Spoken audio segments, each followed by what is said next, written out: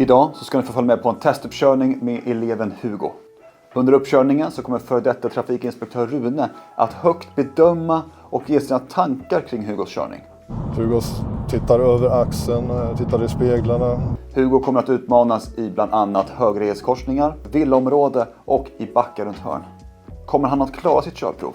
Du kommer få lära dig vad eleven gör rätt. Och här uppmärksammar Hugo en så kallad dold risk. Du kommer få lära dig vad eleven gör för fel. Fundera på vad det är för trafikregler som gäller här. Det kan man fundera på. Det kan man fundera på. Så att du är förberedd när du väl ska ta ditt körprov. Om du vill boka en körlektion så kan du göra det på trafiken.se eller i Trafiko-appen. Nu kör vi!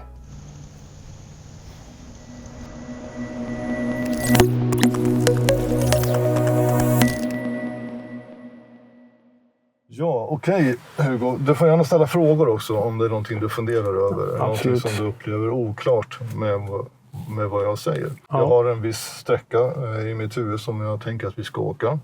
Jag hoppas att det går bra så att det inte är något som gör att vi inte kan köra den vägen. Då får jag hitta på någon ny sträcka. Och sådär. Men jag kommer då att tala om ifall du ska svänga vänster eller höger. Jag kanske ber dig följa skyltar mot olika mål. Det kan vara som E4 centrum, sjukhus eller sådana här skyltar, du vet. Säger jag inget speciellt vart du ska, då fortsätter du att planera rakt fram. Absolut. Eller följa gatan framåt om man säger så. Du kommer få en eller ett par uppgifter av mig också under körningen. Det kan vara backning, parkering, vändning eller liknande. Är det så att jag är otydlig på något sätt eller att du glömmer vad jag har sagt, vad skulle vi vänster eller höger, så då frågar du mig bara. Så repeterar jag. Och medan du kör så kommer jag att titta på det här med, som jag sa då, kompetensområdena. Och fordonskännedom, det är säkerhetskontroll, det gör vi innan vi åker. Sen handlar det om manövrering, hur du hanterar bilen. Att du har kontroll på bilen helt enkelt. Var den befinner sig i förhållande till andra fordon, till trottoarkanter och liknande. Att inte bilen får iväg och du tappar kontrollen exempelvis. Manövrering, det är också det här med hastighet. Att inte komma in för fort i olika situationer. Det kan hänga ihop med det också. Sen har du då det här där med miljökörning. Här har du det är en automatväxlad bil du ska köra idag. Så du behöver inte tänka på just växelval eller hoppa växlar och sådana saker, det går inte. Men det finns olika sätt ändå att tänka på miljön, hur man kör. Om man hela tiden accelererar hela tiden och bromsar hårt och sådana här saker. Liksom, som kanske inte är så bra för bränsleekonomin, om man säger så. Det tittar jag på. Sen har vi trafikregler. Det finns gott om vägmärken. Det finns heldragna linjer som man ska undvika. Och andra trafikregler som jag vill se att du... Dels att du uppmärksammar vilka regler som gäller och sen vet hur du ska tillämpa dem rent praktiskt. Sen har vi det som kallas för trafiksäkerhet och beteende. Och det handlar om planering, samspel och uppmärksamhet. För att du ska kunna fungera i trafiken så måste du försöka visa att du kan tänka framåt och kunna tolka vad situationer, vad som händer, vad som kan vara på väg att hända. Och utifrån det så behöver du också då tänka på vad är rätt hastighet för mig nu? Vilken placering är den rätta? Vi kommer ju vara långt ifrån ensamma i trafiken. Så det krävs ju också att du kan samspela dem med andra trafikanter. Och sen det här med avsökningsrutiner, och det har ju att göra med var, när och varför du tittar helt enkelt när du kör. Och de här bitarna tittar jag på då. Och som sagt, du har ju körkort redan så att du riskerar ju inte att få ta bussen hem. Utan om du vill så kan du köra bil hem efteråt. Men du kommer ändå få ett resultat så att säga av den här körningen idag. Just det. Och den kommer jag leverera med en sammanfattning och en kort hänvisning till de här kompetensområdena efteråt då, om det är så att jag finner att skäl till det. Men jag hoppas förstås att jag bara ska säga att det här gjorde du riktigt bra, Hugo, jag har inte så mycket att säga. Men också blir det så att jag tycker att du gjort det bra, men ändå kan ha några medskick som du skulle kunna tänka på i fortsättningen. Ja, det ska bli spännande att se vad det blir för resultat. Ja, men absolut. Jag känner mig lugn och trygg. Det kommer säkert att gå bra. Precis. I övrigt, några frågor eller funderingar? Nej, inte vad jag kan tänka på just nu. Nej, okej. Men då tycker jag att vi gör så här att vi går ur bilen och så börjar du med säkerhetskontrollen. Och då är det då yttre belysningen du ska kontrollera. Jag kan säga direkt också att du behöver inte bekymra dig om dimljus. All right. Utan det är de här basic-funktionerna annars som är det viktiga i det här fallet. Okej. Bra. Okej, då går vi ur bilen. Det gör vi.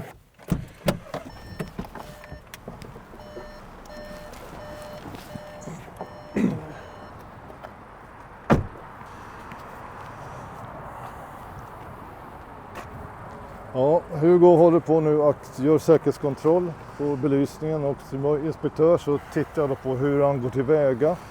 Yes. Att han har lite metodik i kontrollen. Att Hugo vet vad han ska titta efter. Jag kan säga det också Hugo, är det någon del som du inte kan göra ensam för att kolla belysningen, då kan du säga till och så kan jag stötta dig med det. Okej. Ja, då bra. Ska vi se. Jag glömde kolla faktiskt. Jag kan också säga det att är det någonting som du märker inte fungerar, om det är någon lampa som är trasig eller något annat, så säger du till om det också. Absolut. Ja, det ser bra ut tror jag. Ja, det här Så bak Hugo ser det kollar också bra ut. halvljus och helljus och bakljus. Vänta.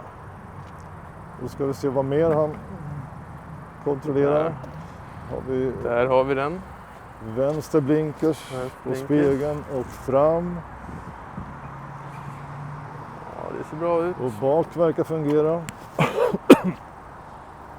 Och sen är det höger.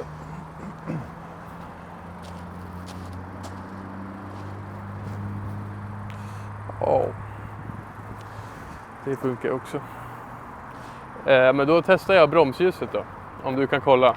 Ska jag kolla då? Ja, jättegärna. Okej, då kollar Hugo bromsljuset och som ni märkte så bad han mig se om det fungerar. Jag gör ju tummen upp. Fungerar. Allt det fungerar bra där. Ja. Du säger till sen när du är klar också med din säkerhetskontroll. Jag känner mig rätt klar nu. Det känner du bra. Det känns tryggt och säkert att åka ut. Ja, det gör det. Alla Bra. lamporna funkar. Toppen. Tack så jättemycket Hugo. Tack. Då hoppar jag in också och sen tar vi och åker ut. Och vi ska köra ut där borta sen. Yes. Bra. Tack så mycket. Varsågod. Ja.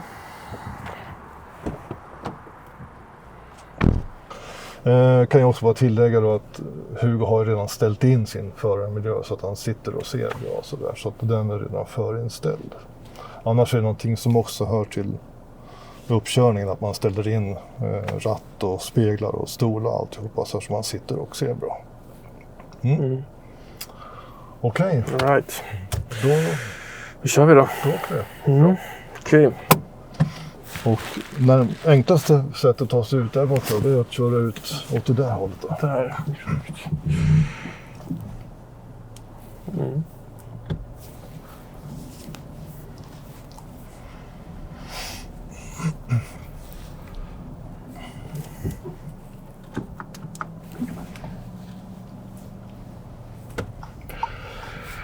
Då är vi på väg ut på körtestet.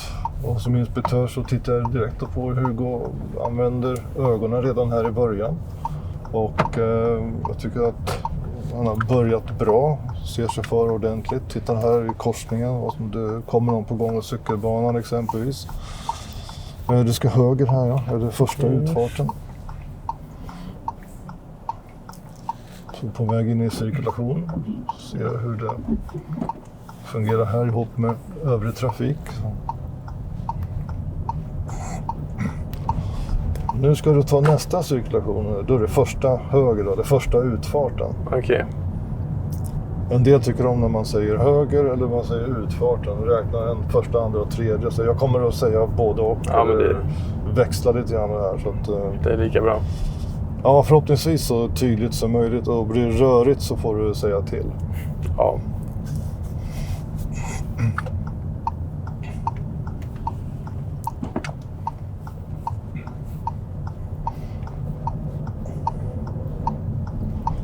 Då är vi på väg upp på en motorvägsliknande väg med en påfart här. Och jag kommer att titta på hur Hugo jobbar med avsökningsrutiner, hastighetsanpassning, samspel med den andra trafiken som redan befinner sig ute på körbanan.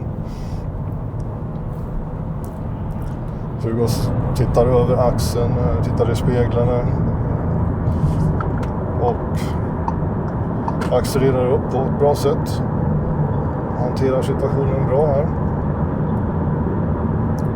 Allting jag ser och tänker tar jag med mig i den totala bedömningen av Hugos körning. Du ska ta nästa avfart sen. Du ska ta av här nästa avfart, första avfart. All right. Så ska du köra mot Björklinge. Yes. En liten bit mot Björklinge.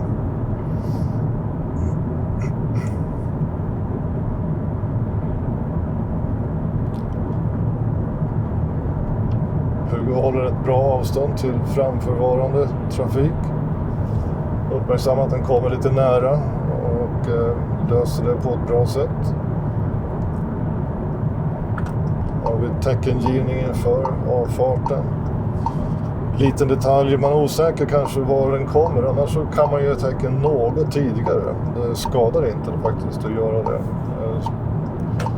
Så sådana saker kan man titta på.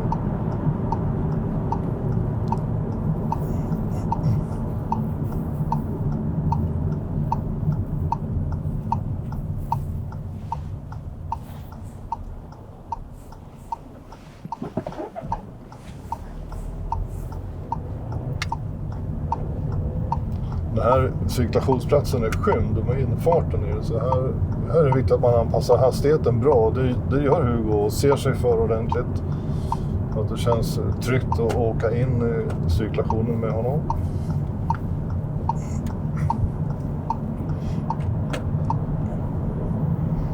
Det kommer en signalkorsning här borta nu. Där ska du svänga till vänster.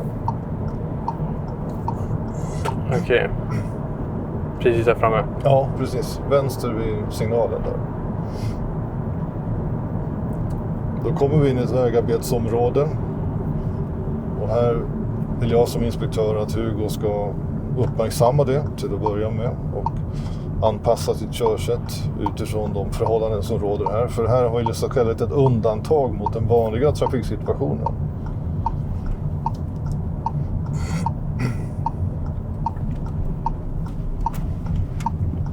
Sen ska du vänster igen här nu. Okej.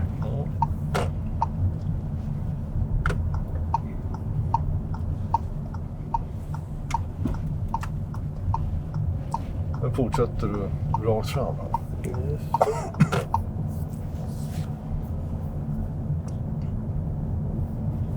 Här fundera på vad det är för trafikregler som gäller här.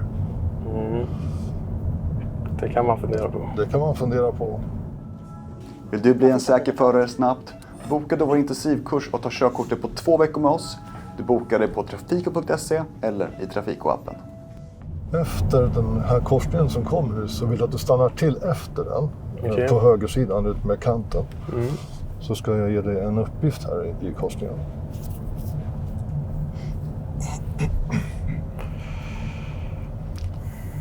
Så. Bra, sådär. Då ska du få göra en så kallad backning runt hörn. All right. Och jag vill då att du backar in bilen på gatan till höger här. Mm. Och sen när du kommit in där så backar du 5-10 meter in på vägen så att vi står rakt igen då. Okej. Mm. Och när du backar här nu så vill jag förstås att du håller dig någorlunda in till kanten. Du behöver inte liksom skrapa kanten, så det är inte det jag är ute efter. Nej. Utan du ska ju visa att du har kontroll på bilen medan du backar. Säg till sen när du är klar. Absolut. Yes. Under tiden Hugo backar så tittar jag på hans avsökningsrutiner. Det här är en manövreringsuppgift, men den pågår ju så att säga i en befintlig trafikmiljö, så då vill jag ju också att han ser sig för ordentligt under tiden han backar. Så backningen är inte bara en uppgift att ta sig från punkt A till B och kontrollera bilen, utan det är också en sätt att se hur han hanterar situationen, och här tycker jag att Hugo gör det bra. Så där, tack så mycket då. Då fortsätter vi, sen tar vi tillbaka vänster. All right.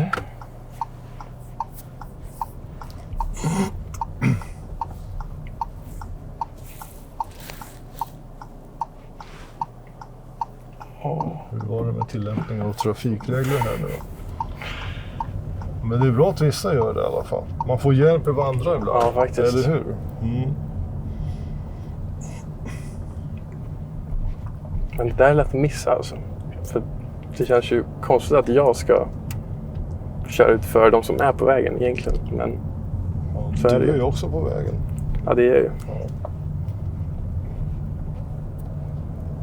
Du ska tillbaka upp här uppe och där ska du ta höger och sen ska du höger igen. Mm. Så tillbaka där vi kommer ifrån. Ja, i princip ja. Det stämmer.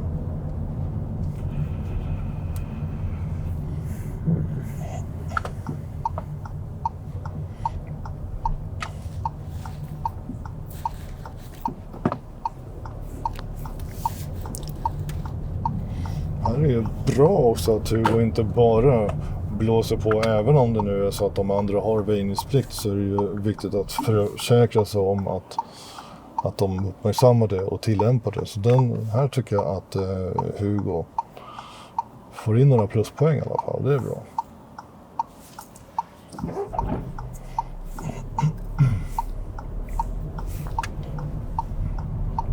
Den här signalen hade ju en så kallad konturpil, alltså den kallas också för egopil för att det handlar om en själv.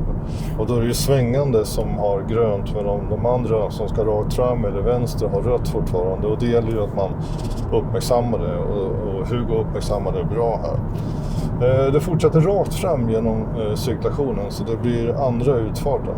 Yes.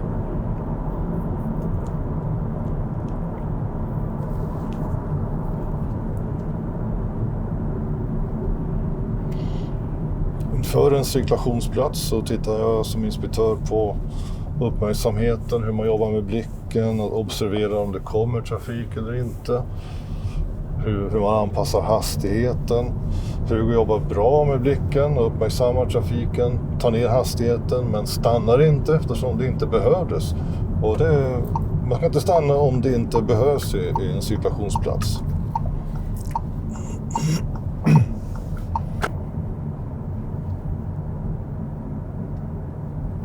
Som inspektör så tittar jag också på hur Hugo i det här fallet jobbar med blicken på den här typen av raksträcka där det kanske inte händer så jättemycket.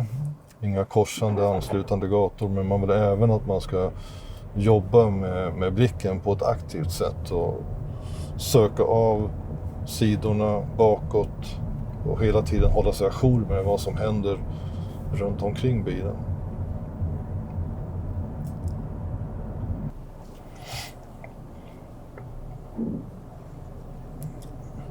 Nu står vi vid ett övergångsställe och Hugo uppmärksammar att det kommer gående, stannar, och gående tackar så mycket. Det tycker jag är trevligt. Det gör jag själv när någon släpper fram mig. Även om jag har rätten på min sida så kan man vara lite artig i trafiken. Det skadar inte. Sen kan man diskutera, kunde Hugo ha kört innan den sista personen? Hade det hunnit förbi där innan det var dags? Men det är så här en nyansfråga. Och rakt fram här. Ja, fortsätt vara framåt. Yes.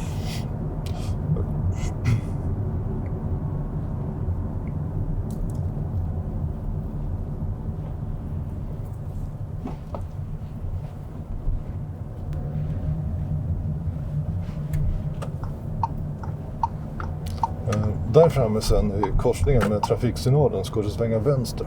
Okej.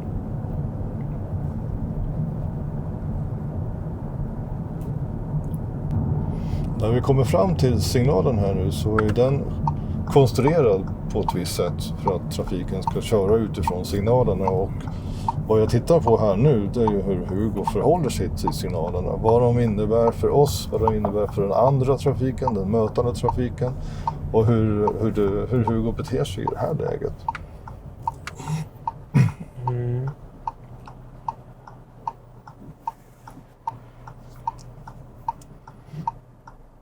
Och här uppmärksammar Hugo en så kallad dold risk. Det gömmer sig en dold risk bakom de här första bilarna, nämligen att de andra också kan fortsätta rakt fram. Och det löser Hugo jättebra. Nu ska du svänga första gatan till höger. Yes. Då kommer vi in i ett litet bostadsområde, rätt så lite smalare gator, en annan hastighet, en annan trafikmiljö än vad vi har haft tidigare, och då tittar jag förstås på hur Hugo hanterar den förändringen, den här övergången och skiftningen från en trafikmiljö till en annan. Kommer ju också mycket närmare oskyddade trafikanter, gående och cyklister exempelvis i den här trafikmiljön än vad vi gjort tidigare. Ska jag rakt fram? Ja, fortsätt bara. Planera rakt fram om jag inte säger något annat. Yes.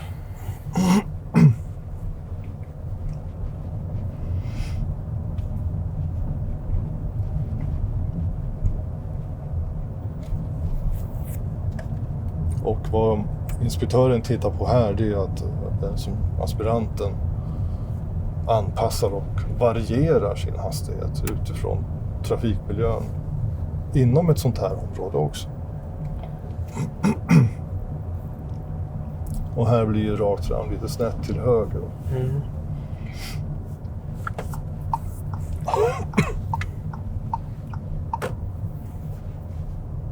Vi har parkerade bilar, människor som rör sig runt bilar. Det kan vara bildörrar som öppnas. Vi har cyklister som kommer mot oss. Vad är lämpligt här, placeringsmässigt, hastighetsmässigt? Nu kan du bara stanna till, det är fritt bakom oss. Du kan stanna till här bara så. Så ska du ge dig lite korta instruktioner. Du ska få en ny uppgift av mig här nu. Okej. Och framför oss så har vi då en fyrvägskorsning. Mm. Och med hjälp av utrymmet i den här korsningen så vill jag att du vänder. Okej. Vi ska alltså åka tillbaka åt samma håll igen. Mm. Och du bestämmer själv hur du gör. Men alltså, du använder korsningen så att säga för att vända bilen. Mm. Och så åker vi tillbaka åt samma håll igen. Okej, använder korsningen. Ja. Ja. Så jag vill inte att du åker ända bort dit och Nej. vänder, utan det är här jag vill att du vänder. Men jag kan åka hit fram och kanske bara vända runt hörnet. Ja, du får välja själv hur du gör så länge du använder korsningen här för att Okej. vända.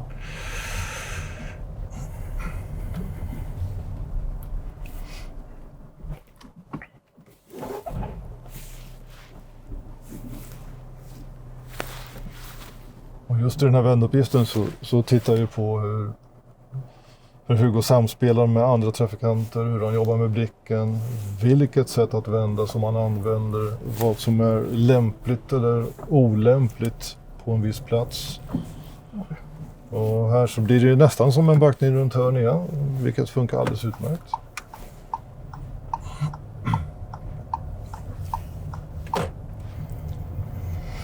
Då ska du bort där vi svängde lätt höger förut. Där ska du följa mer, då ska du också följa höger igen sen. Vi kommer fram till den här Y-korsningen. Mm. Här, ska jag höger? Ja, precis. All right. Då ska du följa den snett åt vänster. Ja, det blir lite, du kommer förstå vad jag menar när vi kommer fram.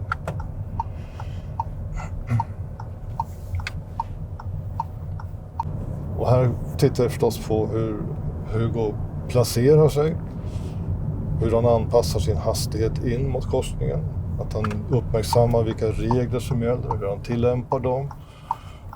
Och hastighetsanpassningen blir bra, uppsikten finns där. Så tar han tillfället att köra, vilket är bra.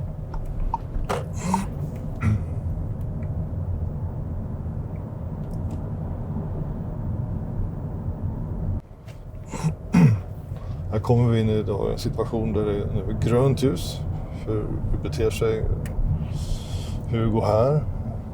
Finns det någon osäkerhet hur han ska bete sig? Placeringsmässigt, hastighetsmässigt?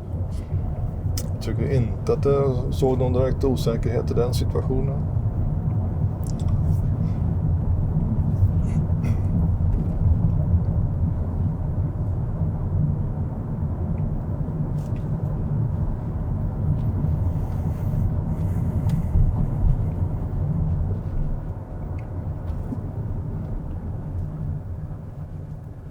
Bra beredskap och uppmärksamhet i övergångsstället.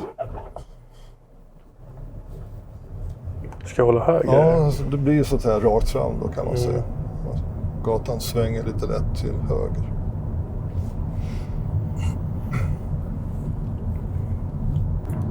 Vid vägarbeten och andra sådana här platser där sikten kanske är skymd av avstängningsanordningar och liknande, så vill jag förstås som inspektör se att man jobbar bra med blicken, uppmärksamma förändringarna i trafikmiljön och vad det kan innebära för den som kör då, hur man ska bete sig, man behöver ändra vad gäller hastighet eller placering eller liknande. Här måste jag ändå säga, för att det naturliga här blir att fortsätta höger, men det kan vara lite otydligt, så att jag säger ändå att du ska svänga höger här. Okej. Ja, det är bra. Det är ganska uppenbart att man inte kan köra rakt fram i alla fall. Ja, det är Kan väl enas om, hoppas jag.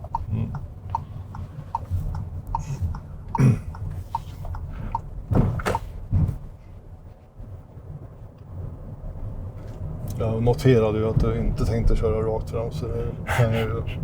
det är Annars kanske... hade jag nog kanske sagt att du inte får köra rakt fram. I vägarbetsområden så sitter det mycket vägmärken. Det kan vara omledningspilar och liknande, och då vill jag ju som inspektör, eller tidigare inspektör, i det här fallet inspektör, se att man inte blir förvirrad av dem. Och kanske följer omledningspilar som inte berör oss egentligen och så här. Och här ser jag inga tendenser till att Hugo skulle göra på det sättet. Utan det gäller att visa som aspirant att man kan skilja på vägmärken som är för vissa personer som är på väg åt ett visst håll och vad som gäller för mig just i den här stunden. Då ska du svänga höger här fram. Yes.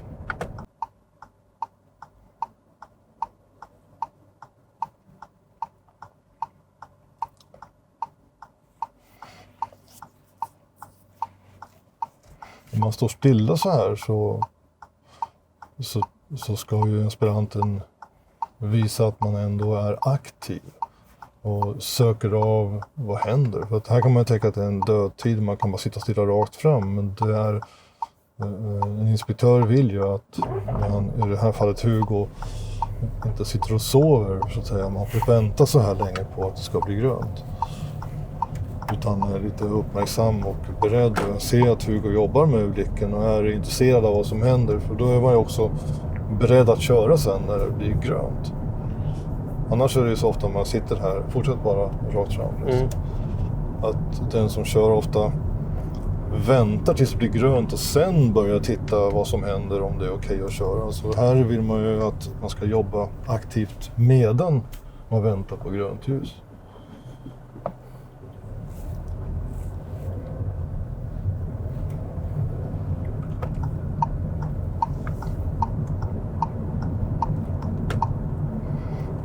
Och sen i cirkulationen där så ska det ta vänster då, eller tredje utfarten. Så är vi tillbaka, om du känner igen det här så är vi tillbaka där vi började. Ja.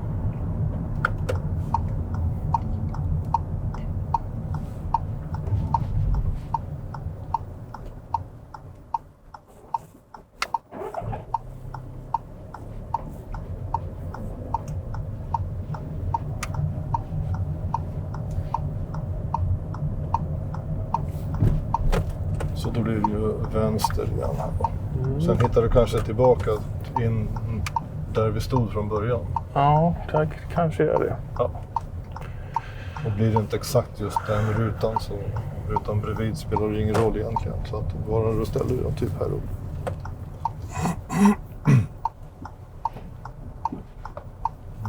Bra hänsyn och uppmärksamhet till cyklisten. Ska se, det var inte oss de tutade på, tror jag. Det fanns ingen skäl till det i alla fall, om du inte kände den som satt bakom ratten nu. Ja, jag tror inte det. Sådär. Bra, tack så mycket. Då kan du stänga av motorn där och så. Och hade jag varit, så att säga, hade varit riktigt körprov här så hade jag ju bett att få nyckeln och alla sådana saker också. Men det behöver vi inte göra nu. Hugo, tack så jättemycket. Det var trevligt att åka med dig. Och jag ska väl säga så här, hade det varit ett körprov idag, då hade jag gett dig godkänt. Kul att höra. Ja, det är alltid kul, eller hur? Ja, det är det. kul att godkänna och kul att bli godkänd förstås då, att leverera något som är okej, som är bra. Överlag så gör du en bra körning. Bra uppmärksamhet vad gäller oskyddade, hastighetsanpassar och varierar hastigheten bra i olika situationer. Uppsikten jobbar du bra med. Det finns uppsiktsmässigt, och vi tar elefanten direkt då, högerregeln. Det är bra. Det är väl en eller två korsningar i början där som det är lite tveksamheter, och framförallt då när vi kommer in i det här villaområdet strax innan backningen så kommer det ju en bil från höger. Och där ska ju du stanna egentligen. Ja. Åtminstone ger den här personen tillfälle att köra. Om de sen väljer att köra, det är en annan sak. Och så här kan man ju säga, hade det fortsatt på det här sättet, och då hade din körning inte blivit godkänd. Men sen repar du upp dig och visar så många andra bra saker och kvaliteter i din körning, så att de sakerna visar att du ändå är med på vad som händer och att du kan klara dig bra i trafiken. Uppsiktsmässigt, backning runt hörn, det är ju ett manövreringsprov. Alltså fokus ligger på att man ska kunna hantera bilen från punkt A till punkt B. Men bortsett det så är det också viktigt att man ser sig för. Och det skulle kunnat göra, du tittade till vänster så att säga sen. Men det är sent, du skulle kanske kunna titta lite tidigare. För det kan ju mycket vara så att det kommer trafik därifrån. Eller någon annan som rör sig från det hållet. Så titta gärna lite tidigare. Och det här med uppmärksamheten ska du också få. Jag ska skicka med de här sakerna bara. Annars så kan det bli en lång lista. Hur kunde jag få godkänt egentligen? Men det här handlar om finjusteringar och sådär. Så att de är inte avgörande i det här fallet. Men en av dem skulle kunna bli det. Och det är hur du jobbar med uppsikten när du ska ut ur en cirkulationsplats. Vi ska ta tredje utfarten mot Björklinge exempelvis. Så kommer du fram och ger tecken i god tid och sådär. Men den här titeln som du gör, den gör du ganska sent.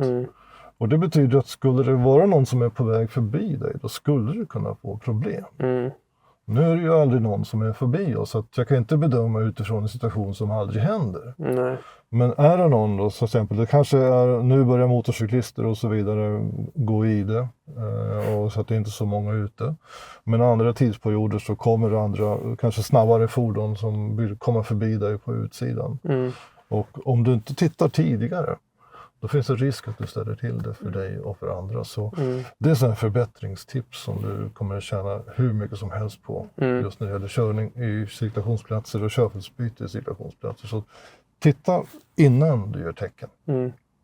Och sen titta igen så att du är uppmärksam på det. Du känner till den här blicken, pilen, filen. Först titta, sen tecken och sen byta körfält. Men överlag sett så jobbar du väldigt bra med uppmärksamheten och blicken. Så du känner mig inte det minsta orolig att åka med dig i trafiken. Så fortsätt på det här sättet så kommer det gå bra. Ska jag göra. Fint. Tack så jättemycket återigen, Hugo. Tack själv. Tack.